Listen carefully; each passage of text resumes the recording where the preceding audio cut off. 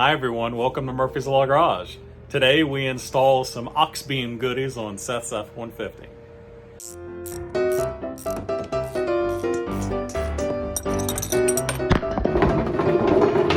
Dang it.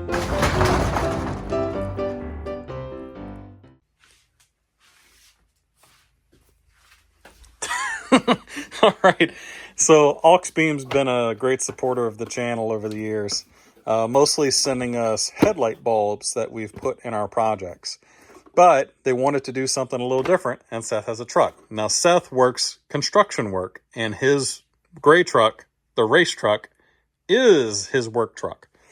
One thing that Seth really wanted on there was something that he could pull the truck up to someplace, light it up really well, and most importantly, some flashing yellow lights that he could put on the truck when he's working in traffic, which is something he does a lot because he works on bridges. So if his truck's in traffic, he wants to flash some yellow lights and have something that looks clean. So first thing we have is AUXBEAM's 42-inch light bar.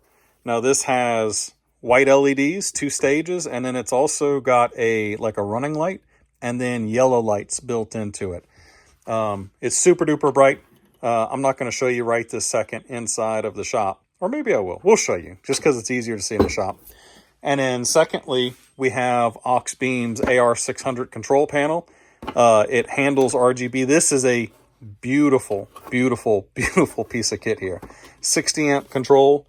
You can see here we've got a control panel. This mounts in the truck, lets us turn it on. We've got all the different lights we can turn on and off. It's on a switch. This is backlit, and you put these different stickers on it to show you what each of the functionalities are. But take a look at this guy right here. The solid state relay control panel, this the power hub, if you will. This is beautiful, absolutely beautiful, super heavy, super chunky, made of metal. Love it. And it also has a 60 amp resettable breaker in case you overpull current and need to reset it. All right, so let's turn the overhead off. Grab the selector. This is the harness that comes with the light bar. We're going to use some of this just for wiring, but we're going to be using this control panel, so not so much. But anyways, if you're just getting the light bar, here's the running light, basically. That looks really cool. It's got a really nice center beam that's really straight. And then we've got, you can hear the buzz from the power supply, some epic power and lighting here. You can actually run them both at the same time, which is even more intense. Or, as Seth can demonstrate to you here, you can do just the amber light like this, or the control panel here is going to let us strobe it. Nice. Let's not give people seizures. All right, y'all. We're going to go get set up at the truck. Seth and I were currently making some 4-aught cable. For 60 amp DC, you need 4-aught cable. We have 4-aught cable. So we're going to bring you to the truck and show you our setup. All right, so light bar comes with tons of hardware of which to mount to the vehicle. Some of them are brackets that go behind and underneath the light bar like this and use rail mounts and rubber isolators, and they're adorable, but for our purposes, very difficult to use. So we used some of the Allen-headed screws as well as a mix of the hardware we have here to do this. So we've got one bolt going through here. Now this is meant to capture that hex-headed bolt if you were to use it, but it really doesn't work well for us for what we're trying to do here. So I'm using the Allen head, and I've got a nut and a large fender washer under the rail of his truck here. The same thing on the other side, and you can see here our light bar actually faces out the back of the truck, and that's for lighting a workspace as well as strobing the amber light while working in traffic. Now, if someone on the highway gets a little frisky and flashes highs at Seth, well, he can absolutely ruin their life. But that's not what this is for. You know, legally, you're not supposed to do that, right, Seth? I guess. Right. So, again, construction light / work area light. Now, the next thing we need to do is run the wire to run the light.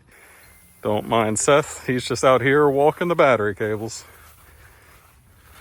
All right, so our battery's over there. You can see the green wire leaving the positive side. It's not connected yet. It goes down below, underneath, follows the underneath of the radiator, and brings us here. We've got a self-tapper and some strips of a 3M VHT style tape holding this thing down. It is very, very, very solid. You can see here we've got our positive coming from the battery, and then I've also got our ground, which comes up to right here. So that's a 4-gauge wire, and that's enough amperage to run all of these circuits as they're built. Now, something I could pass on to AUXBEAM. You see I've got some isolating tape on this lead right here. They're not touching. There's like an 1/8 inch of space between these two, but AUXBEAM really, these two either need to be separated side away from each other, or there needs to be a divider wall between these two connectors, just to be safe in case these screws loosen up and they were to happen to come together and try to touch each other.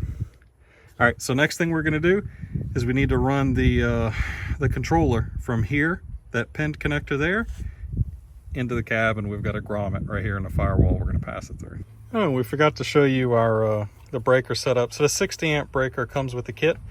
The kit comes with some battery cables. They were too short for us. Seth had this nice 4-gauge laying around that meets the rated 60 amps of this breaker.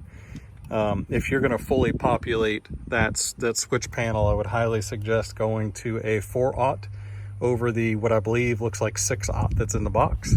So you can see here we've got it all neatly wrapped up and protected, and we're going to leave this loose until we're ready, and this is just going to tuck in here and connect to the battery. So on the switch panel.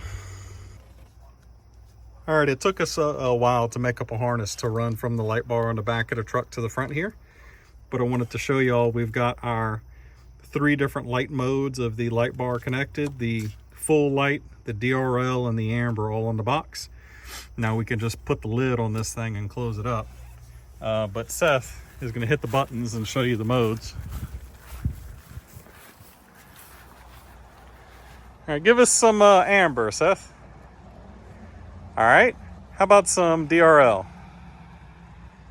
All right, and how about some blind me? Yeah, nice. All right, so Seth's got the app connected for the control panel, and he's just sliding around on colors and doing a cool strobing thing. But anyways, any app you can configure what each button does, if you want it to be momentary or strobing or etc., etc.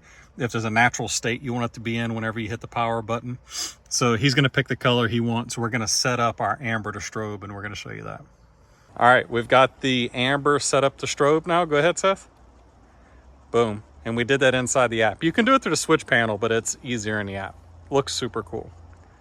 All right, and you all saw that on the switch panel we had labels on it. Well, the pack for the control panel here comes with all of the different switch options that you can stick on it, and you can configure them in the app, so you can turn them on and off there as well. Nice face, Seth. All right, well, that's it. We got Seth's light bar installed. We've got it strobing so that he can use it at work like he intended to. We got the AUXBEAM controller and switch panel mounted. It's good stuff. Everything worked first try. We got it all wired up. No big deal. So thank you, AUXBEAM, for sending that along. Now, Seth has a really cool fishing boat that we could probably use some of your lights on.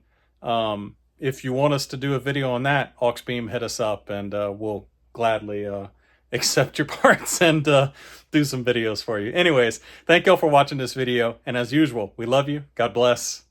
Peace.